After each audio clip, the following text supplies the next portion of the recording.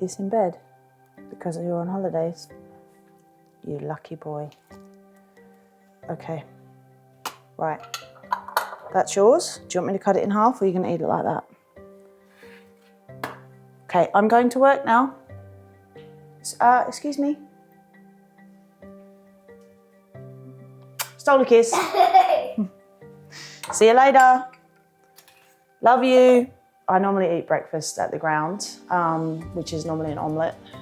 So omelette and a bit of toast gets me going for the day. If there's avocado, that's a bonus. But yeah, coffee and make sure there's plenty of caffeine to fuel the day, because otherwise I'm a bit grumpy. Flat white, oat flat white, yeah. Yeah, it's got to be a little plug. Yeah, definitely not a dairy kind of gal. So oat flat white or soya if there's no oat milk. So get it as strong as possible and get it in the veins, basically. Yeah, I think pre-Albi, like, I was a bit of a night owl kind of. Like I'd always trained at night time anyway, so I think my body clock was always just set for that. So, and then obviously when Albi came along, it was early mornings, you know, on his schedule. So I think you either adapt, I always say you adapt or die. So I think at this point now it's like early to bed, early up, which is not my natural kind of way of working, but without it I don't survive. So I eat when he eats, I go to sleep when he goes to sleep, and it's worked. I think we found a good rhythm for it. So I feel like a bit of an old lady now, but it just is the way it is. So, I mean, definitely, I think there was a point when he was little, obviously when I was working in club football, where for me it just felt very imbalanced. So I wasn't seeing him. I think there was a Champions League game where I think we landed back at like 4 a.m. He was then awake at 5 a.m. I had to be back in like for training, you know, at 11. And it just, that cycle is really, really unmanageable. You know, not sleeping for sort of 2 days. It just, and it's part of the job. It is what it is. But I think at that point I realized I couldn't do both.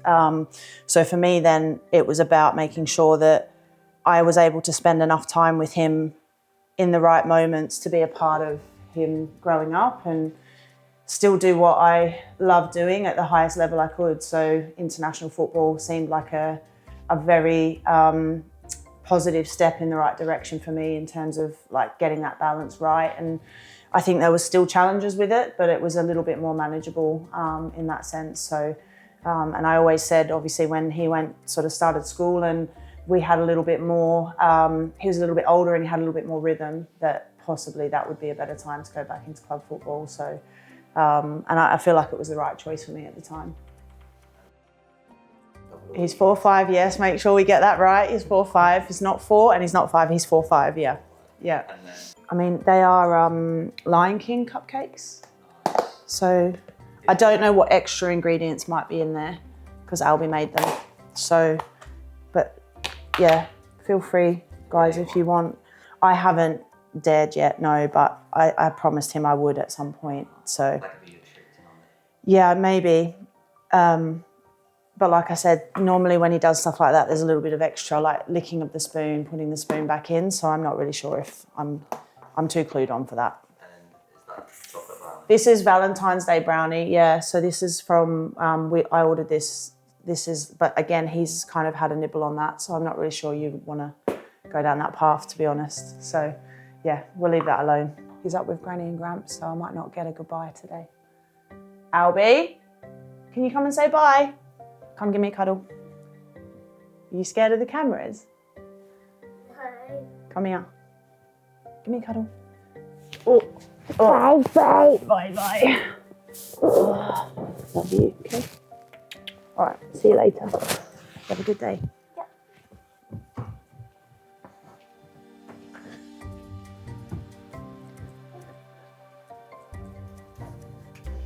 Deal with that another day. Here we go.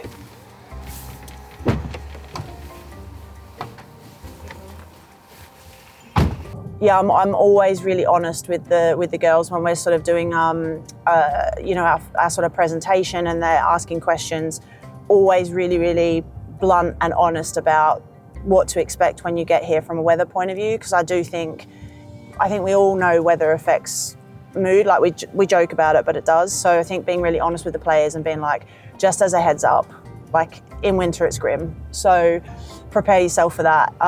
You know, and then they're not surprised. But I think Torpy in particular, I think it was a massive shock because I think she'd come from Brisbane or somewhere in an Aussie summer, and she then just like basically landed and snow smacked her straight in the face. So I think that was probably a little bit much. In summer, it's going to be lovely, and it was obviously one of the things was speaking a lot to Albie about, like we like to do stand-up paddleboarding and, you know, those types of like things. So when the weather improves, it gets a little bit warmer. I think definitely we'll be hitting some of the better spots that the girls have been talking about. So I'm excited for that. Generally speaking, like when I get there, first thing we sit and we'll have breakfast like with the staff. So I try and, as I'm sort of parking and getting into the training ground, just start thinking about what we've got on for the day. So we're pretty organised. So the day that the day before, like we'll be wrapped up and we'll kind of know what we're going after, obviously, for the next day. So it's then just thinking, right, get in, check in with the staff, make sure everyone's good, make sure there's no massive dramas or spanners that are going to be thrown. Sit down, have breakfast, check in with everyone. It's a nice time for us just to catch up and not really talk too much about football, but just make sure everybody's in a good space. And then as we're walking across, normally about 8:30, we have our kind of session brief meeting, and that's when I'll start the chaos begins normally. So someone will grab me before we go into that meeting to say, by the way, you don't have these 5 players today, or something, or pitches are waterlogged or whatever it might be. So generally a spanner somewhere along the way, but that's club football and you just pivot and we laugh about it, really. Not really sure how many managers have a baby booster seat in their office, but I do. So if anybody needs to borrow it, please feel free. Right, should we head over and get some breakfast? Omelette time. Just the man. Here we go. Here we go. Here we go. Movie star. Rummy. Morning. All good? All right. Yes. How are ya? You okay? Oh, had a nice brekkie? You get your hair done just for this morning? I did not. Did you get yours done? Look at those two over there. Look, mate, you're a joker, you are. Why are you all leaving for anyway? Why are you all running away? You got faces for radios. Like, do you know what I mean? We normally have breakfast together and now you're just leaving me to sit here and eat on my own. We've been here since. Right, well, it looks like I'm eating breakfast on my own today. You've scared everybody away, so just me.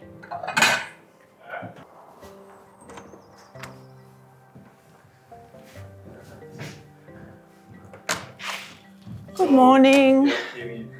Well, let's get through the session today, then we'll have a look and plan what we're going to do for tomorrow, prioritise the ones we want to get minutes, and then we can work backwards from there around what we want to do with the rest of the group. I think if you go a water break in the middle, that we bring the waters on. Yeah. So that we bring them right into the centre circle, so they don't move. Yeah. We can coach our coaching points. If we want to do that, we can switch the goals over. It's seamless and smooth, and then we take the waters back off. I think that's the best shout.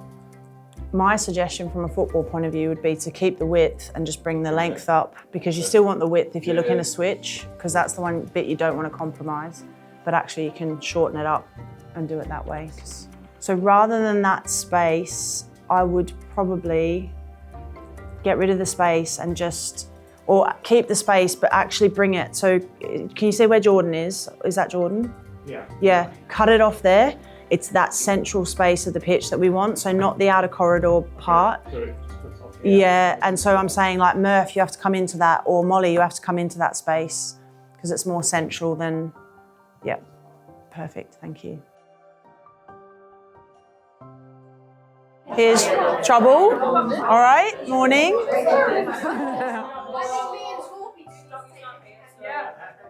just a massive well done for yesterday. I know obviously it can be a little bit overwhelming sometimes, but I thought the way in which you applied yourselves and your attitude and all of the bits that went with it was excellent, okay? And we want to take that stigma away from the testing and the physical performance stuff, that it's part of what we do, and we're here to just make you better. Just a little bit of like detail around the 10s. So it's really important that you guys probably don't start as narrow as this, okay? So if you're playing in the higher positions, can you start in the inner corridors? Really good, okay, ratting, getting in amongst it, winning the ball back, and then these blindside runs and playing into space, not always playing to feet. We've spoken about that a lot. A lot of the wave practices that we've done, especially in the dome, have given us opportunities, okay, when we've done stuff like this. So running off the blindside shoulder of the defender so she can't track you and see the ball. All good?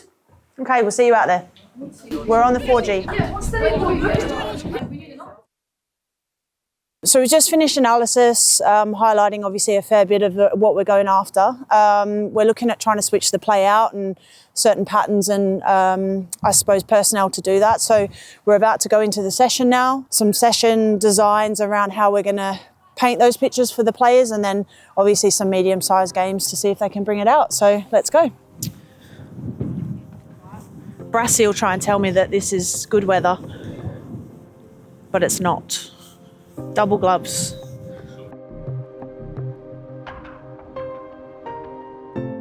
Right, so all you guys are going to do, just to begin with, in, set, up, set, out the other side, okay? And then just sort of follow through, come down the bottom, all right? Yep, off you go. Just get yourself moving. Good, little set. Good, George, you just dribble down. Well done. Yep, off you go. Good, and then Beth, go the other way. So when you play into Demi, so Demi, turn the other way. Yep, there we go. Well done.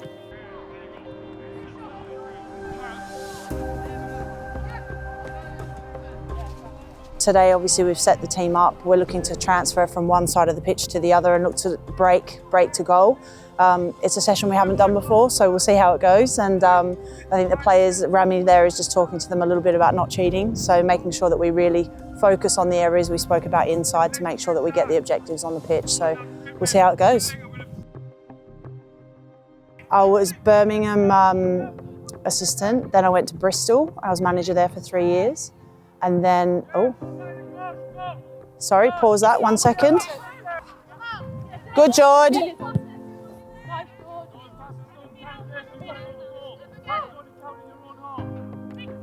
Good, move it, move it.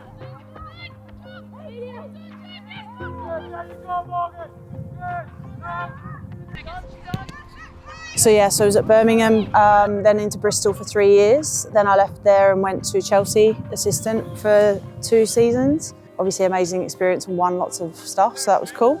And then my little boy obviously took precedence, so I went into international football and 2 years with Northern Ireland, which was amazing. And now I'm here in the north. Well done, great. Good, Sim. Good movement, Frey. I think when I came in, I didn't have a lot of time to really get to know the players. That's hard. You obviously know from a football point of view because you do your research, but as humans, you don't really get time to get to know them and how each one of them is motivated and all of the bits that go with that, and how to communicate with them effectively, in their own style. So I think that's probably been one of the challenges, if I'm honest, and it's taken a bit of time to get to know them, and for them to get to know me, it's hard. And then obviously you're trying to implement your own style and your own ideas, but you've got to win games. You don't get the luxury of time, and I think that's probably been one of the biggest challenges, is making sure that we still pick up points and we still are in and around where we want to be from a promotion point of view. I said it's because you didn't do your rah-rahs first. Then you've got to help them as well.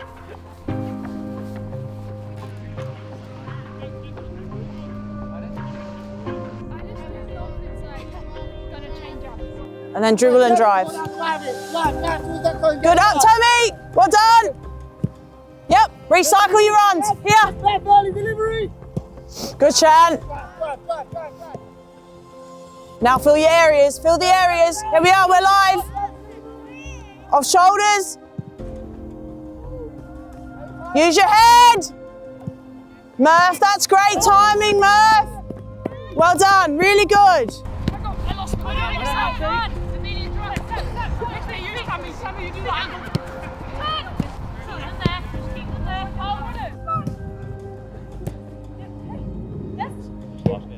Yeah, I think good energy. I think they've got the concept of what we've been trying to do, which is good.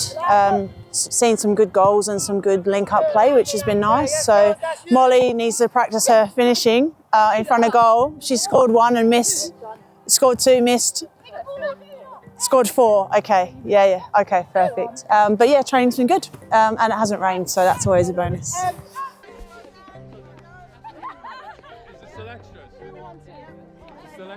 Yeah, look, I think there's a review process on our own playing style that we're in the process of doing. So we'll know the areas that we've been successful at over the last few games and the areas we need to improve. That will form like the basis of a lot of our sort of session design and what we go after in this window. We know sort of there's some key themes that are going to come out, i.e. switching play and obviously our defensive structures as well. So we don't want to waste any time. We want every session to be purposeful and to have meaning. So making sure it links to our principles and what we're going after and it's relevant to what we're looking to develop is really important.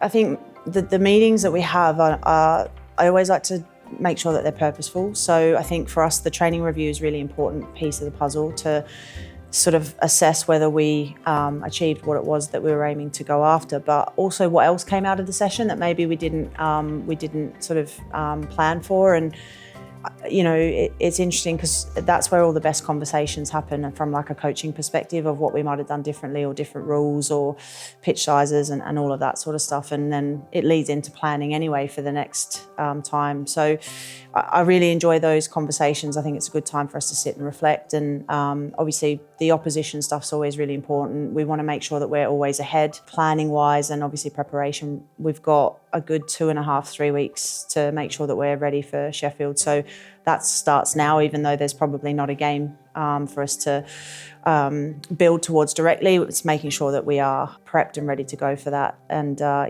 from a coaching point of view and a planning point of view, that our sessions are ready to go as well. I think in terms of like our prep and what we're going after, we have a morning meeting for the players every single morning and, it's either strategy based or principle based. So the language is really important and the analysts need to, be able to pull that together very, very quickly. So consistency from a coaching perspective in that language is important too. And they do a great job. They've got short turnaround times. I like to do live clips on the pitch if it's possible as well. I think the way we structure it at the moment is every coach has a group of players that they work with so they can build that rapport. And we have an individual, I'm speaking football language now, but an individual code window and that is position specific. And obviously the analysts are clipping based on that. So based on the way we want to play in that particular position for that particular player, that is then used along with obviously the team clips so that they can start to develop their own bank of,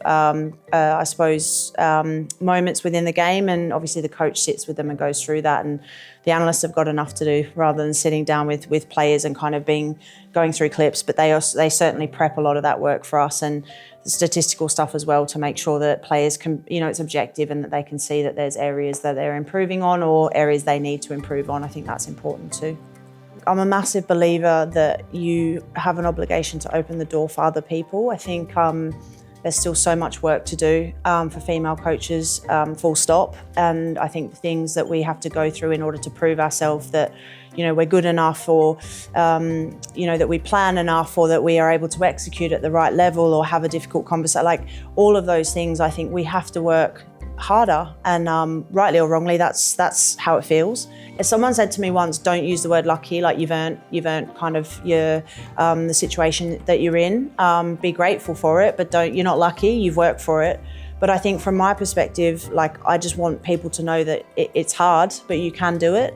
You've got to have the right support around you. You've got to obviously have the right environment. The club has been amazing, and obviously a big thanks to Grace as well because she gets it. I think we laid all our cards on the table in terms of our very first conversations that he always comes first. I love my job, I'm all in, but Albie is my number one priority. And I think from that perspective, there was never any question around that. But I'm super grateful that I get to do the two things that I love. And for a girl from a small country town that had no like video shop or takeaway. I like to be sat here now is mental. So yeah, I enjoy every day of it because you never know when it will end.